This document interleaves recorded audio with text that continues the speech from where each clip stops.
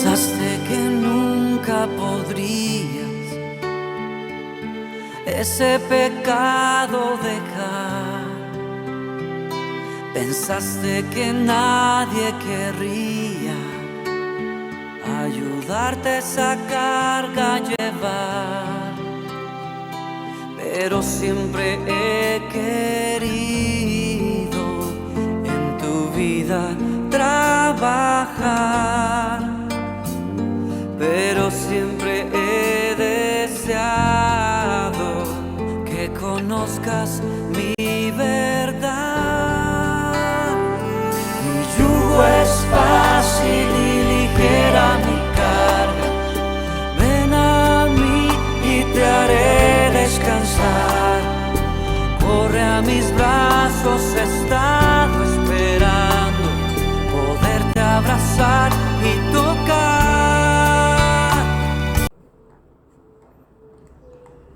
Buenos días, familia de la Casa Cristiana Piedras Vivas. Hoy vamos a meditar el capítulo 4 del primer libro de Samuel, la captura del Arca del Pacto. Durante aquellos tiempos no había ninguna potencia mundial como Egipto y Asiria que buscaban dominar la región. Así que las batallas que Israel libraba eran en contra de sus vecinos cercanos, como los moabitas y los amonitas, o como en este caso con los filisteos. Israel podía competir en términos más equitativos con Moab y Amón, pero los filisteos tenían mucha influencia en aquellas lejanas regiones. Además, los filisteos fueron las primeras personas en Canaán en procesar el hierro y le sacaron provecho. Ellos crearon las primeras armas. Samuel se levantó y habló a todo Israel por aquel tiempo y salieron a encontrar batalla, la cual fue conducida por la dirección de la palabra de Samuel. En esta ocasión Israel fue vencido delante de los filisteos, los cuales hirieron en la batalla en el campo como 4,000 hombres. Cuando volvió el pueblo al campamento, los ancianos de Israel dijeron: ¿por qué nos has herido hoy Jehová delante de los filisteos? Traigamos a nosotros de Silo el arca del pacto de Jehová.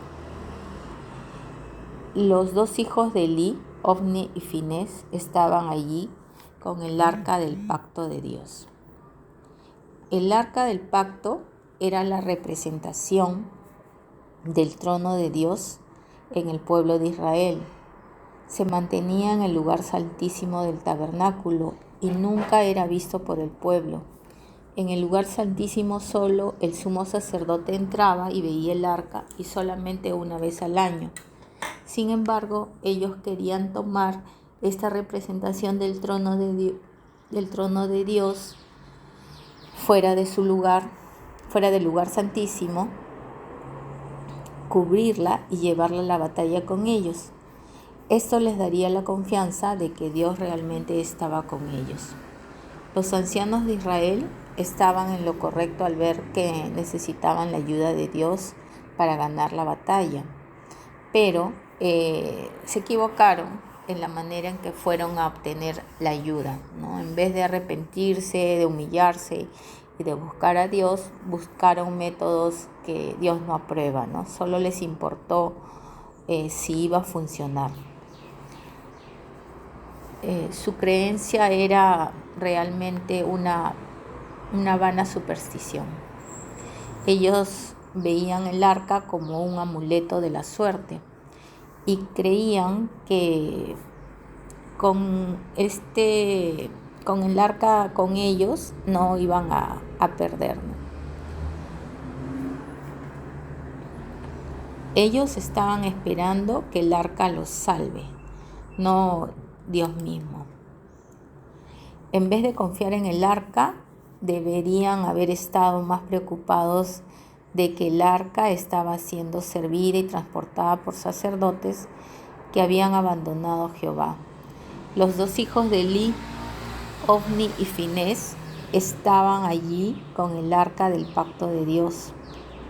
Los israelitas en ese entonces sintieron que eran mejores que los filisteos, porque los filisteos eran paganos, adoraban a dioses falsos y ellos se creían protegidos por Dios, ¿no? Sin embargo, estaban pensando, los israelitas estaban pensando y actuando como paganos, pensando que podían manipular a Dios y forzar a hacer lo que ellos querían.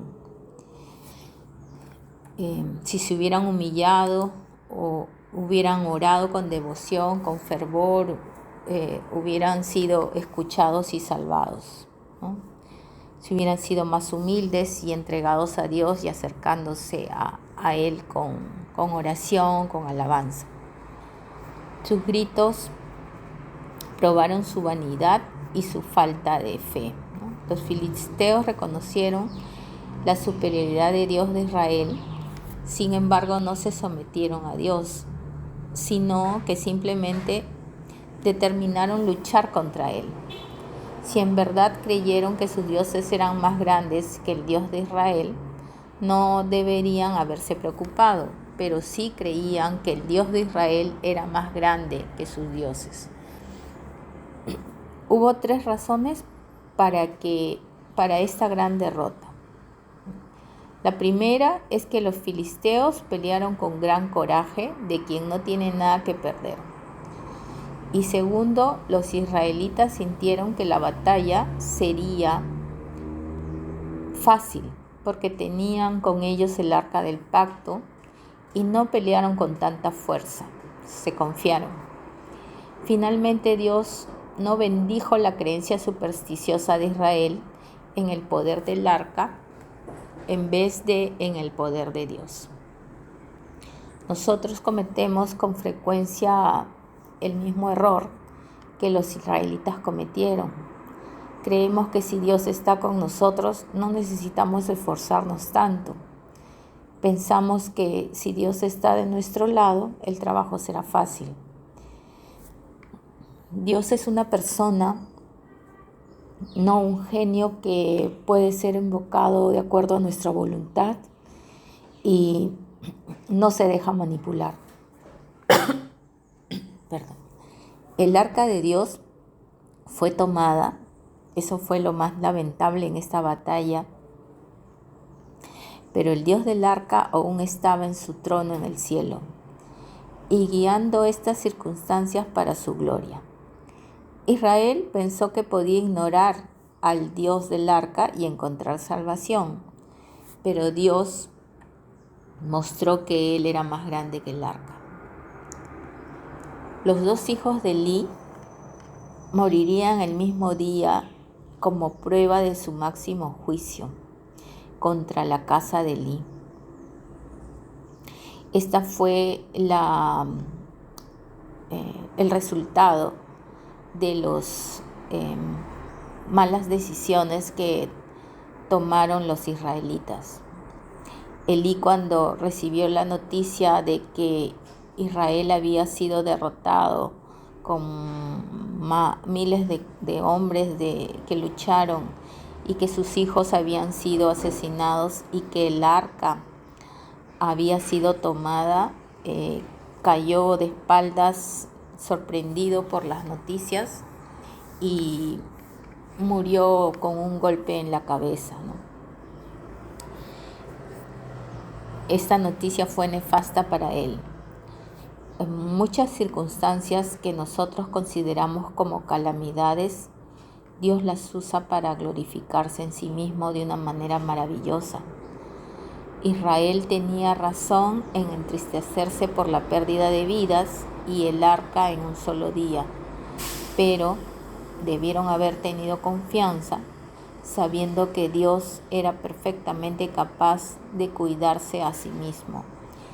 Y lo que les hizo perder esta batalla y que Dios no los ayudara, no los beneficiara, es el hecho de creer que un objeto puede servirles de amuleto y ayudarlos, ¿no? no tener fe, no tener confianza, no humillarse ante Dios y entregarle sus vidas. El resultado fue la desgracia para Israel delante de los filisteos y la pérdida del arca del pacto. Bendiciones, familia. Acércate a mí que te quiero amar. Acércate a mí que te quiero amar.